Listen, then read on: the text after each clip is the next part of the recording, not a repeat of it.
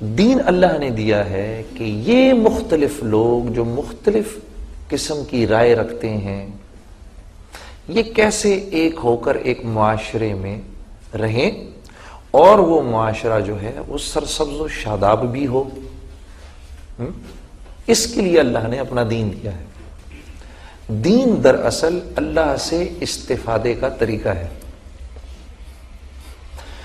دین اللہ جل شانہ نے زمین کو اور مال کو اور تجارت کو اور حکومت کو اور وزارت کو سامنے رکھ کے نہیں دیا، اپنی ذات کو سامنے رکھ کے دیا ہے. ٹھیک ہے، تاکہ غریب سے غریب جو ہے وہ بھی اللہ کے حکموں پر چل سکے، امیر بھی اللہ کے حکموں پر چل سکے. ہاں، مصروف آدمی یہ نہ کہہ سکے کہ جی میرے پاس وقت نہیں تھا. اللہ کے رسول سے صلی اللہ علیہ وسلم سے زیادہ کوئی مصروف نہیں ہو سکتا. امور خانہ داری میں پھنسا ہوا آدمی یہ نہ کہہ سکے کہ جی میں کیونکہ بیوی بچوں میں پھنسا ہوا تھا میں اس لیے نہیں کر سکا. آپ صلی اللہ علیہ وسلم کی تو 9 ازواج مطہرات تھیں، سب کو پورا وقت دیتے تھے، ان کے تمام حقوق پورے کرتے تھے، وہاں پر ان کا ناک نقفے کا بندوبست کرتے تھے، سب کچھ کرتے تھے، اس کے باوجود دین کا کام کرتے تھے. حکومت والے کل یہ نہ کہہ سکے بھائی میں حکومت میں پھنسا ہوا تھا میں اس لیے اللہ کے حکموں کو پورا نہیں کر سکا.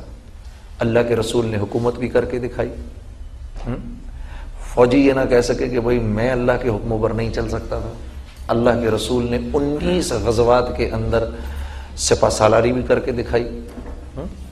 تاجر یہ نہ کہہ سکے کہ بھائی میں نہیں کر سکتا تھا. اللہ کے رسول نے تجارت بھی کر کے دکھائی، اس میں اللہ کے حکموں کو پورا بھی کر کے دکھایا. پھر صحابہ کرام نے جن میں کہ جو 10 عشرہ مبشرہ تھے ان میں 9 تو تاجر تھے. جی حضرت عبد الرحمن بن عوف تو تاجر الرحمن کہلایا کرتے تھے. حضرت عمر رضی اللہ تعالیٰ عنہ نے ان کو منع فرمایا تھا تم ادھار کبھی نہ دینا. جی ہم تو وہ حضرت عبد الرحمن بن عوف اتنی دیر کا بھی ادھار نہیں دیتے. اگر کوئی کہتا تھا جی یہ میں لے کے جا رہا ہوں گھر سے پیسے لے کر آ رہا ہوں، وہ کہتے تھے اس کو ادھر ہی چھوڑ کے جاؤ، پہلے پیسے لے کر آؤ پھر اس کو اٹھا کے لے کے جاؤ.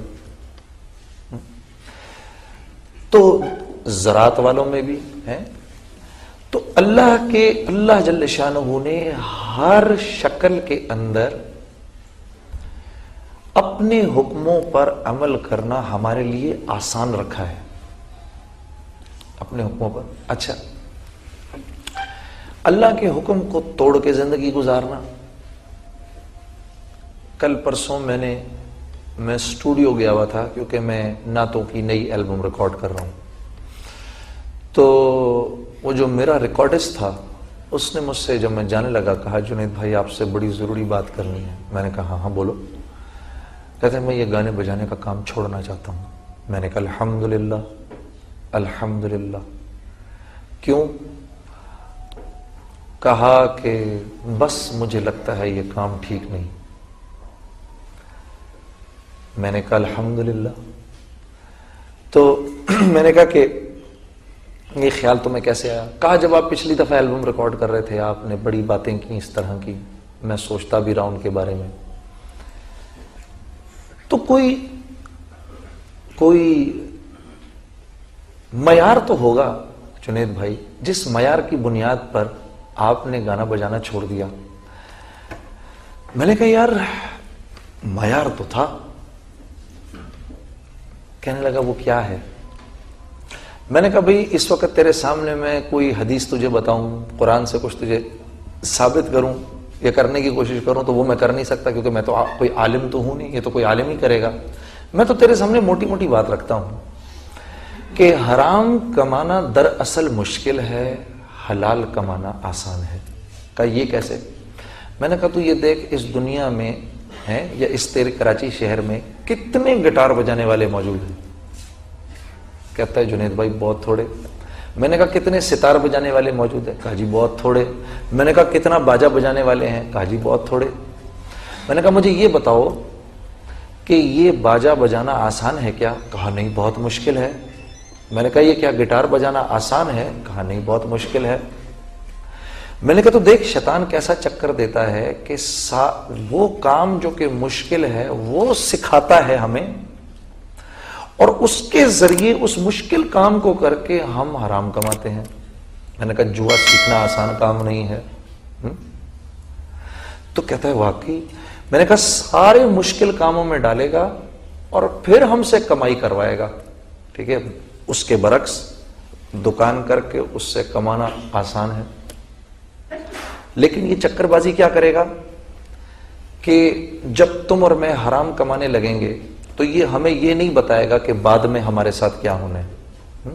کہے گا دیکھ کتنے مزے ہیں، گانا گاؤ، سب سنیں گے، تجھے پیسہ ملے گا۔ ہاں، اور جب ہم حلال کمانے لگتے ہیں تو پہلے ہمیں سجھاتا ہے یار حلال کمائیں گے، پہلے دکان کرائے پہ لینی پڑے گی، پھر مال پتہ نہیں بکے نہ بکے، کوئی ہم سے مال خریدے نہ خریدے۔ حلال میں ہمیں آگے کی دکھاتا ہے، حرام میں ہمیں ابھی کی دکھاتا ہے، ٹھیک ہے؟ کہتا ہے یہ بات تو صحیح ہے بالکل۔ تو میں نے کہا اللہ نے اپنی ذات سے استفادہ ہمارے لیے آسان رکھا ہے۔ تجارت میں اللہ جل شانہ نے برکت رکھی ہے، سود میں اللہ جل شانہ نے بے برکتی رکھی ہے۔ کہتا لیکن مجھے تو نظر آتا ہے جب جنید بھائی مجھے 120 روپے ملتے، میں نے 100 روپے بینک میں رکھے، مجھے 120 روپے مل گئے، یہ تو میرے تو پیسے بڑھ گئے۔ میں نے کہا ہاں پیسے تو بڑھ گئے، آنکھ تو یہی دکھا رہی ہے کہ پیسے بڑھ گئے، لیکن اللہ تیری میری ضرورتیں 140 روپے کی کر دے گا۔ کہ لیکن آپ کہہ رہے ہیں کہ صدقہ دو مال بڑھے گا۔ میں نے کہا ہاں اللہ کے رسول نے قسم کھائی ہے اس بات پر۔ کہ لیکن مجھے تو نظر آ رہا ہے میرے پیسے کم ہو گئے۔ میں نے کہا اللہ تو 20 روپے دے گا نا، تیرے پاس بچیں گے 80، لیکن اللہ ضرورتیں 60 روپے کی کر دیں گے۔ یہ شکلیں تو محتاج ہیں اللہ کی، اسی بات کو تو ماننے کو دل نہیں کرتا۔ تو اللہ کیا بتا رہے ہیں، تم اگر ان شکلوں کو دیکھ کر چلو گے، اپنی تجارت کو دیکھ کر چلو گے، اپنے مال کو دیکھ کر چلو گے، اپنی وزارت اور حکومت کو دیکھ کر چلو گے، تو دین پہ نہیں چل سکتے، پھر دین پہ نہیں چل سکتے۔ دین پر تو وہ چل سکتا ہے جو ان تجارتوں، ان وزارتوں، ان حکومتوں کے بارے میں دل میں یہ ارادہ رکھے کہ یہ ساری کی ساری چیزیں مجھے پالنے میں اللہ کے امر کی محتاج ہیں۔ یہ آسانی سے نہیں ہوتا، یہ چیز آسانی سے نہیں ہوتی۔ اس کے لیے تو موت تک نفس اور شیطان سے جھگڑا ہے، لیکن جو اس کو کرتا ہوا نکل گیا وہ اپنی جوانی میں سرسبز و شاداب ہوگا، وہ اپنے بڑھاپے میں سرسبز و شاداب ہوگا، وہ اپنی تجارت میں لوگوں کے بدلنے کا ذریعہ بنے گا، وہ اپنی عمارت میں لوگوں کے بدلنے کا ذریعہ بنے گا۔ اب یہاں جتنے لوگ بیٹھے ہیں سب یہ کہہ رہے ہیں یار ہم ایک ایسے معاشرے میں رہنا چاہتے ہیں جو معاشرہ ایک سرسبز و شاداب معاشرہ ہو، اس میں سچ ہو، اس میں جھوٹ نہ ہو، اس میں لوگ ایک دوسرے کی عزت کریں، اس میں لوگ آپس میں محبت سے رہیں، اس میں حلال کمائی ہو، اس میں عورتیں پردے میں ہوں، اس میں فلاں فلاں فلاں فلاں۔ کون نہیں چاہتا؟ سب چاہتے ہیں جی، ہیں جی، سب چاہتے ہیں، بالکل سب چاہتے ہیں۔ استاد یہ چاہتے ہیں کہ طلباء ان کی عزت کریں، کون استاد یہ نہیں چاہتا؟ طلباء یہ چاہتے ہیں استاد ان کو صحیح سبق پڑھائیں، ان کی صحیح تربیت کریں، کون طالب علم یہ نہیں چاہتا؟ تو اللہ جل شانہ نے استاد کی مرضی کی ساری چیزوں کو طلباء کا دین بنا دیا، اور طلباء کی مرضی کی ساری چیزوں کو استاد کا دین بنا دیا۔ یہ دین ہے، اتنا آسان ہے۔ لیکن میرے عزیزو، وہ انسان معاشرے میں کوئی نہ کوئی چینج لا سکتا ہے جو خود اپنی زندگی کو چینج کرنے کے لیے تیار ہو۔ یہ اللہ کا فارمولا ہے جو بات سمجھ میں نہیں آتی۔ کیونکہ یہ مشکل ہے، آدمی کی نظر اپنی ذات پر نہیں جاتی، وہ اوروں کو دیکھتا ہے۔ سوائے انبیاء علیہ الصلوۃ والسلام کے کوئی معصوم نہیں ہے، ٹھیک ہے؟ سب غلطی کے پیکر ہیں۔ جب ہم ایسے اشارہ کرتے ہیں بھائی تو ٹھیک ہو جا، تو دراصل ہم یہ نہیں دیکھتے کہ یہ 3 انگلیاں میری طرف بھی اشارہ کر رہی ہیں۔ جنید اس کا ٹھیک ہونا اتنا ضروری نہیں جتنا تیرا ٹھیک ہونا ضروری ہے۔ تو جب آپ اپنی ذات کو ٹھیک ہونے کے لیے، آپ اپنی ذات کی تربیت کے لیے اپنے آپ کو پیش کریں گے، تب اللہ جل شانہ آپ کو اوروں کی ہدایت کا ذریعہ بنائیں گے۔ یہ ایسے ہی ہے کہ یہاں کالج میں آپ لوگوں نے اپنے آپ کو پیرامیڈکس کے سبجیکٹ میں ٹریننگ کے لیے پیش کیا ہے، اب جب یہ ٹریننگ کمپلیٹ ہوگی تو اللہ جل شانہ آپ کو اوروں کی تکلیف کے دور ہونے کا ذریعہ بنائیں گے۔ یا میں اگر باہر ہی کھڑا ہو جاؤں ڈاکٹر بنے بغیر، میں لوگوں سے کہوں ابھی میں تمہارے مرض کا علاج کرتا ہوں، تو میں کیا مرض کا علاج کر سکوں گا؟ نہیں کر سکوں گا۔